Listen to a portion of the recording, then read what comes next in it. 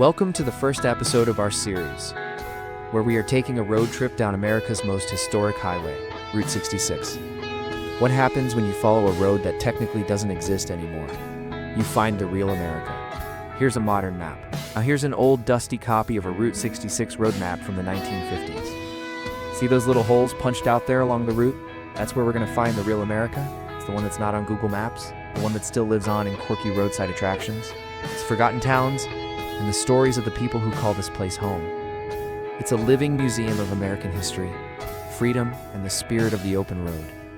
A route that connects you to the stories and towns that time forgot. Now, if you could take any car on this trip, what would it be?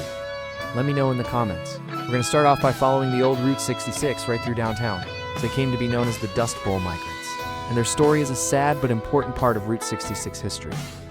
That's because after the war, soldiers came home and started families, and they got in their cars and drove west on Route 66 to start a new life. For many Americans, this road was the path to a better life, and it was also the path to adventure, freedom, and fun. We'll see you then. Look at these buildings. Some of them still have the old neon signs from when this was the main drag. The music was good, the gas was cheap, and the open road was calm. The best way to experience the dream is to drive it for yourself. But if you can't, then the next best way is to watch our series and let us show you the way. People would drive for days without stopping, listening to Elvis on the radio and dancing in the back seat. They'd stop at quirky roadside attractions and snap photos to remember their trip. They'd stay in neon-lit motels and eat at diners that were open 24 hours a day. This is what a lot of the towns we're going to visit throughout this series look like.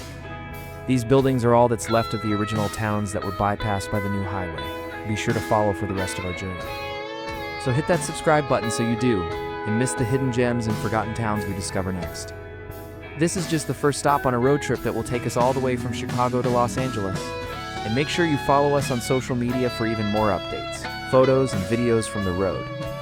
Because Route 66 is more than just a road, so let's get started. The cool thing about Route 66 is that it's like driving through a museum without walls. It's every mile marker, every neon sign, every classic diner and abandoned gas station is a portal to a different era of America. It's like stepping back in time and seeing how people used to live, work, and play. For example, did you know that Route 66 was once called the Main Street of America? Yeah, it got that nickname because it connected small-town America like this one to the rest of the country. Back in the day, people would hop on a train or a bus and ride the rails to find a better life. They'd leave their troubles behind and head west towards California, where the sun always shines and the jobs are plentiful. That's why so many people refer to California as the land of opportunity. And during the Great Depression, thousands of families packed up their belongings and headed west on Route 66, looking for work and a chance to start over. After the Second World War, Route 66 became known as the Main Street of the American Dream. In the 1950s and 60s, Route 66 was the place to be if you were young and restless. Today, Route 66 is a journey into the heart of the American dream itself, both the triumphs and the failures. So sit back, relax, and enjoy the ride.